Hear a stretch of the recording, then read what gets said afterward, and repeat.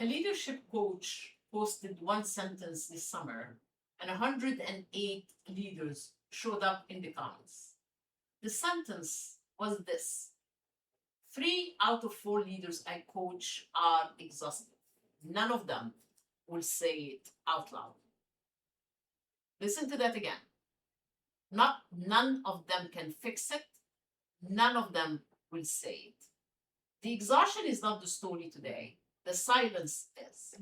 Because the silence has a biology, and by the end of this episode, you will be able to see it working in any boardroom you walk into. Welcome to the AI Cafe Conversations. I'm Sahar Andrade, a neuroleadership coach, and this is where the neuroscience of pressure meets the future of leadership. Before we start, everything I share comes from my experience and my opinion as a coach. Is not a diagnosis and it's not a fact about you. You decide what fits. Here's what pulled me into this topic. Under that coach's post, the comments were not arguments. They were confirmations. One said, isolation at the top is real, and nobody talked about it enough. Another, you are holding everyone else's stress. And the one I have not been able to put down, it never stops, is the part that breaks people. Leaders wrote those lines in public under their own names about other leaders. Almost none of them wrote, "This is me." That gap between what leaders recognize instantly and what they will claim personally is the whole episode. So let's open it up. Crisis first, then what the silence caused, then what actually loosens it. Start with the room where this happened. This is where I'm starting. A senior leader finishes the third quarter review of the day. Someone asks, honestly and kindly, "How are you holding up?" And watch what happens. A half-second pause. Then the word every exhausted leader reaches for is busy. Sometimes it comes with a laugh. You know how it is. And the question was a door. The answer was a wall. I want to be precise about what is happening in that half second because it's not dishonesty. In my experience, it's closer to arithmetic. The leader is running a calculation at a speed words cannot match. And does it cost me if this room knows I'm running empty? Who will repeat it? What decisions get taken away from me? What does the board hear? And the calculation lands where it almost always lands. Say nothing, stay busy, keep moving. Now add the accelerant that made this year different: AI. Here is a concrete trigger I hear versions of constantly.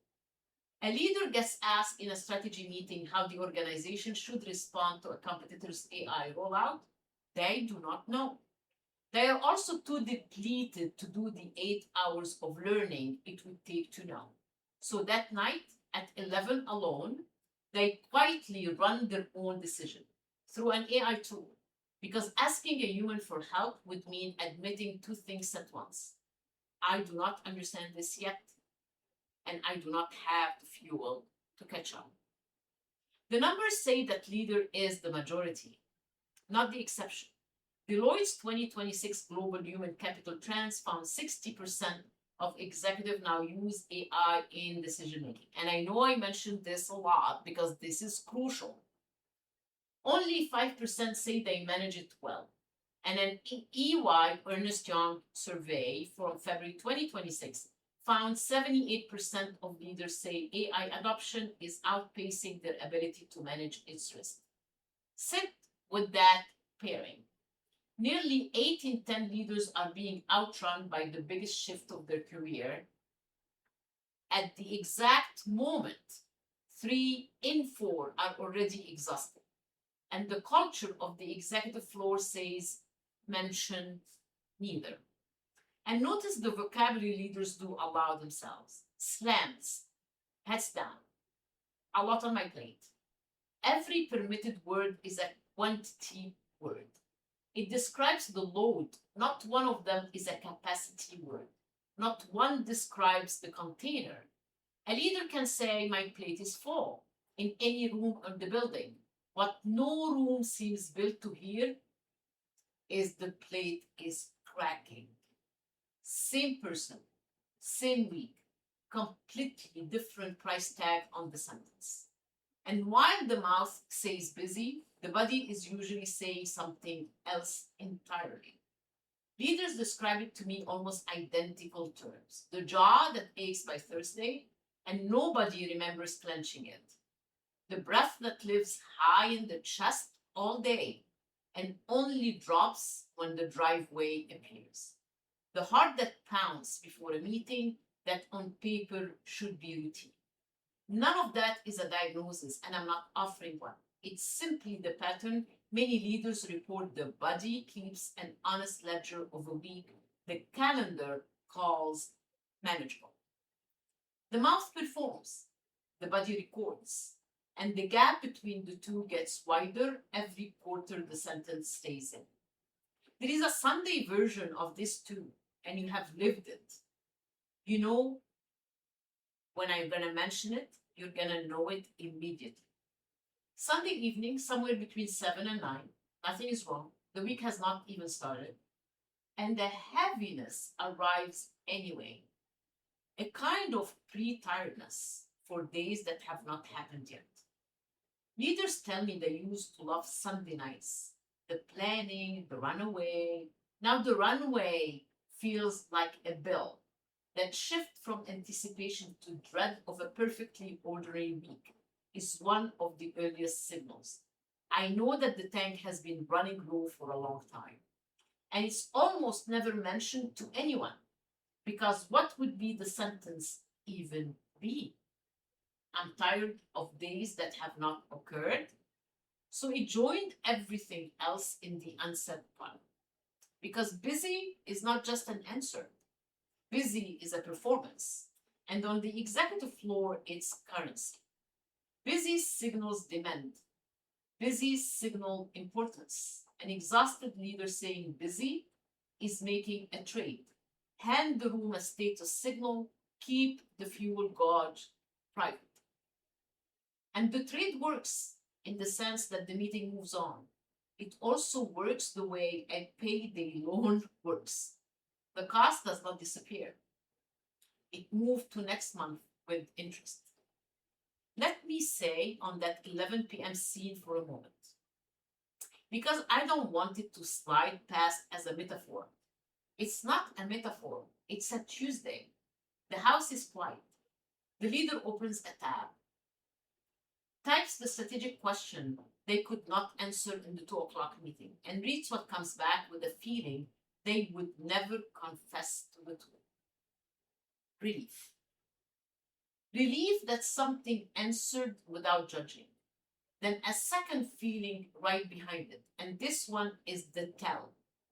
Please let nobody ask me tomorrow where this thinking came from. That leader is now holding two secrets at once. The exhaustion and the workaround for the exhaustion, both unsaid, both compounding. The HR floor sees this from the other side. By the way, a CHRO Association survey in March 2026 found 91% of CHROs named AI as their top concern. 91%. The people whose entire job is reading the human layer of the organization are almost unanimous about where the strain is coming from. And yet, in most of those organizations, the leaders carry that strain are still answering, how are you holding up? With one word. So the crisis is not that leaders are tired. Leaders have always been tired. The crisis is the load went up. The fuel went down. And the one pressure valve that costs nothing, saying it out loud to one safe person, is the one thing the modern executive floor has priced as unaffordable. Let me tell you about a call I had some months back. A senior executive, sharp, respected, 20 plus years in. We were 40 minutes in before the real sentence arrived. And it arrived, it was quiet. There is almost nobody I can actually be honest with. Not nobody who likes me, not nobody who respects me, nobody I can be honest with. This person ran rooms of hundreds, and the honest sentence had exactly one place to go: a paid hour with a coach. I asked what question on that call. I want to give it to you because it's the question this whole episode has been circling. I asked, when was the last time you said a true sentence about how you are actually doing out loud to another human being? The pause went on long enough that I checked whether the line had dropped. It had not. The line was fine. The answer was just that far back. If I asked you the same question right now, on this commute, in this gym, on this walk, how far back would you have to go? Here is what I want you to hear in that. The exhaustion did not stay hidden just because it stayed unsaid. It leaked. It always leaks. It leaked into shorter answers, into a calendar that quietly dropped every optional human conversation, into decisions made fast, not because fast was right, but because fast was over. The team did not have the word of what they were watching, but they were watching. Here is what I want you to hear in depth. Teams read their leaders constantly, long before the leader says anything. People notice the pace of replies, the tightness in the first meeting of the day, which questions get welcomed and which get flinched at. The information travels whether or not the words do, which means the silence never actually protected the leader. It only removed the accurate version of the story and let the room write its own. And the organizational bill for this is not abstract. Challenger, Gray, and Christmas counted a record 2,221 CEO departures in the United States in 2024. Record. Not a bad year for business, a record year for leaders leaving the chair. In my opinion, informed by the leaders who sit across from me, a meaningful share of those exits were not strategic failures. They were fuel failures that nobody was allowed to name until the sentence left was a resignation letter. Let me give you the observable version of that executive's year. Because the leak shows up in places no engagement survey measures. The annual physical is scheduled 3 times, then quietly deleted. The standing Thursday tennis game that had survived 2 mergers, gone by March. The one-on-ones trimmed for 45 minutes to 30. Let's just do it a sync. Every single edit defensible on its own. Together, they draw a picture. A person cutting everything that refuels them to protect everything that drains them and calling the result discipline. Now widen the lens to the meeting room because the room pays too. An empty leader does not just decide faster. An empty leader stops asking the second question. The first question gets the meeting through the agenda. The second question is the weight. What are we not seeing? Question is the expensive one. It costs energy to ask and more energy to sit inside the uncomfortable answer. Depleted systems stop paying for it. So dissent quietly stops being invited. Edge cases stop being explored. And 6 months later, everyone is astonished by a risk that was visible the entire time to anyone with the fuel to look at it. And here is a third bill, the one I think most important that I think about. The next layer down is watching. Your directors, your VPs, your high performers are looking up to the most senior person they know and doing quite math about whether that life is a prize. When what they see is someone brilliant, admired, and visibly running on fumes who cannot even say so. A number of them conclude something rational. No, thank you. AIHR's 2026 research found the global count of managers has dropped more than 6%. Some of that is restructuring, but talk to the people declining the promotion, as I do, and you hear the other reason. They saw the top of the ladder, nobody up there looked free. That is the cost curve of silence. First, it cost the leader their evenings, then it cost the room its second question, then it cost the organization its next generation of leaders, and eventually the leader entirely. The unsaid sentence does not stay small. It compounds quietly at every level that depends on that one human being functional.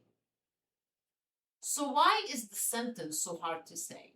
Neuroscience has a strong candidate, and it lives in the brain threat, the amygdala. The region researchers point to as the fast alarm of the brain does not distinguish carefully between physical danger and social danger. Decades of work on social threats show that risks to status, belonging, and standing recruit the same alarm circuitry that physical risk does. Thought outward about leaders in general, it means this.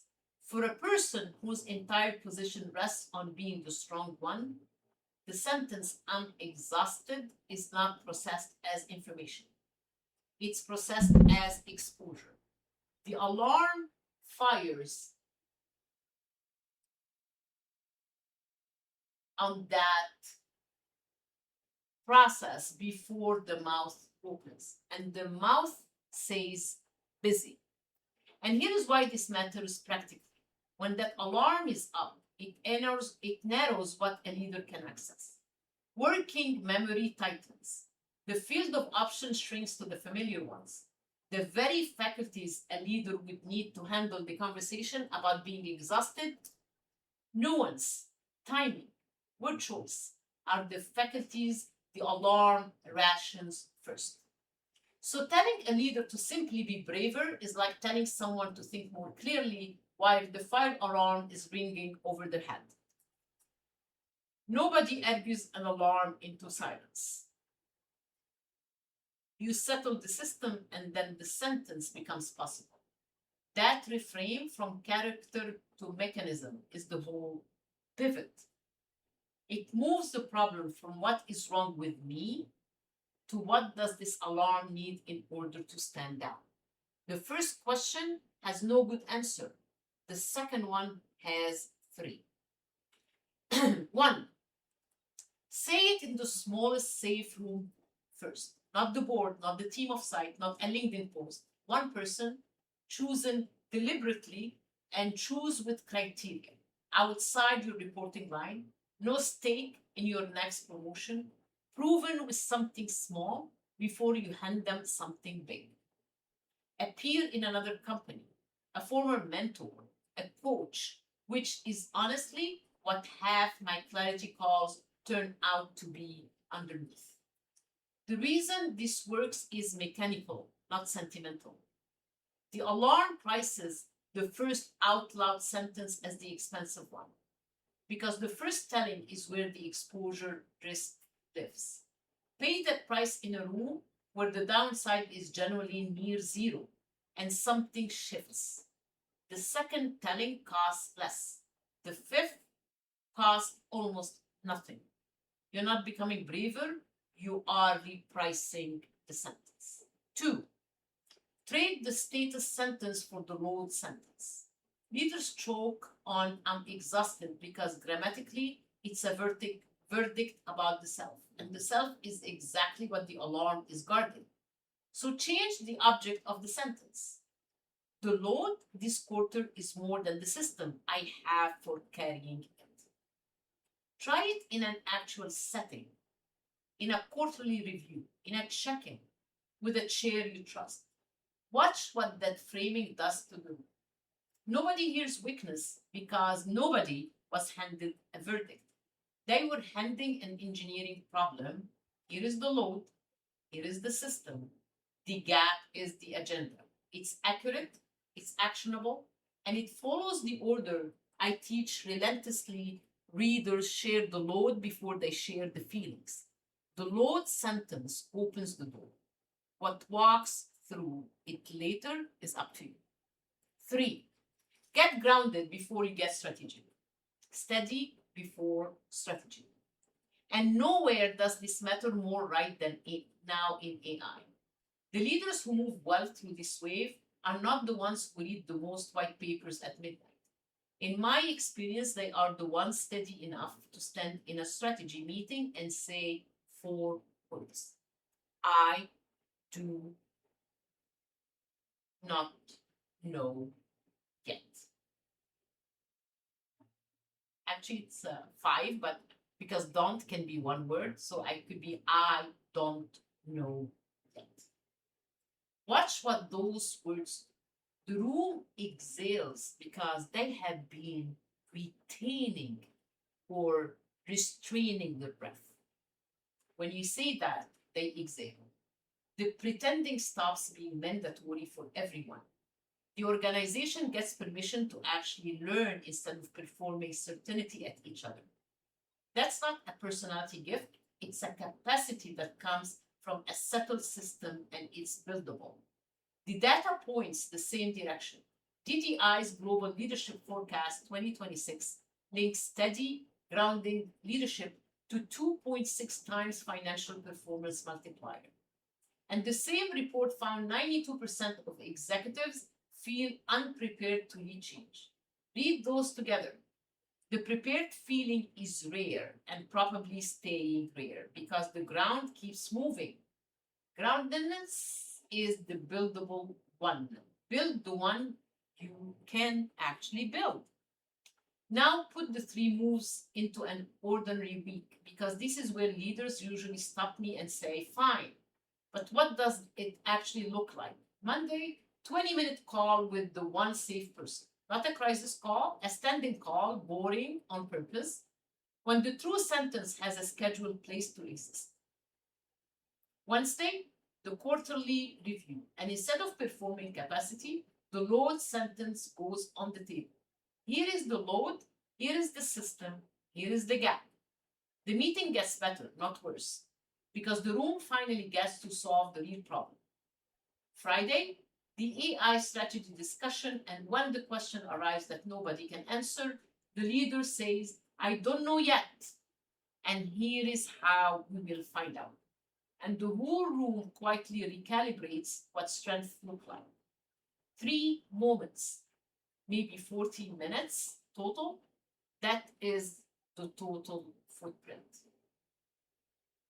And here is what compounds. Each of those moments is small, but each one teaches the alarm system the same lesson. The sentence was spoken and the sky held. Repetition built the silence over years of rooms that felt unsafe. Repetition is how it moves, not one dramatic confession. 40 quiet minutes a week in rooms chosen deliberately until the true sentence stops being the most expensive item on the calendar. Now I can hear some of you say, Sahar, if I tell anyone I'm running empty, it will be used against me. You don't know my board. You don't know my industry. And I want to take that very seriously because sometimes it's true. Some rooms punish honesty. I'm not telling you to hand a loaded sentence to a room that has shown you it punishes. And here's the mechanism answer, not the reassurance answer. The information is already out. Teams read pace, tone, and presence all day long. And they have been reading yours for months. So your silence is not choosing between exposure and privacy. That choice expired a while ago. Your silence is choosing between an accurate story you authored, told to a room you selected, and an inaccurate story the wider room is already writing without you. Those are the only two options on the table. There is one third option where nobody notices. And notice I never said broadcasted. There is a word of difference between honesty as a broadcast and honesty as a targeted act. The move is not standing up in the all hands. The move is one person, one room, deliberate choice, where the sentence gets to exist outside your own head for the first time. The leaders I watch recover fastest are not the ones who hit best. They are the ones who choose one safe person and got the sentence out of their body before the body sent it for them. In a format, nobody gets to choose. Start the smallest safe room. That's not the soft alternative to strategy. That is the strategy.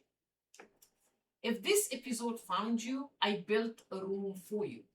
The Pressure Room by me, Sahar Andrade, is a free monthly live session where executives work on leading under pressure.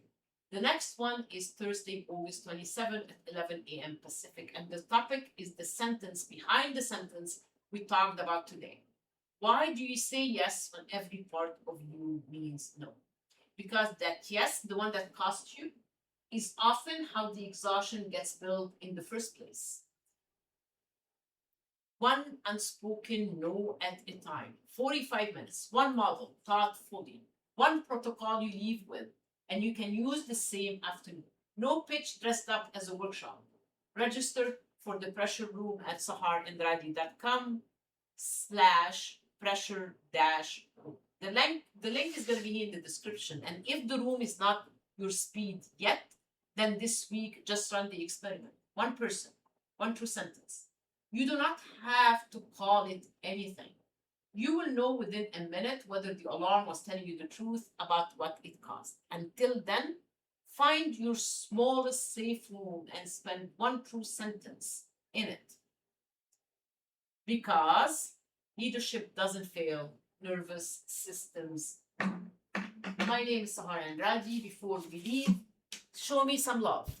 Subscribe, like, share, comment on my podcast. Thank you for your support for making us between the top 2% global podcasts. Till we meet again, peace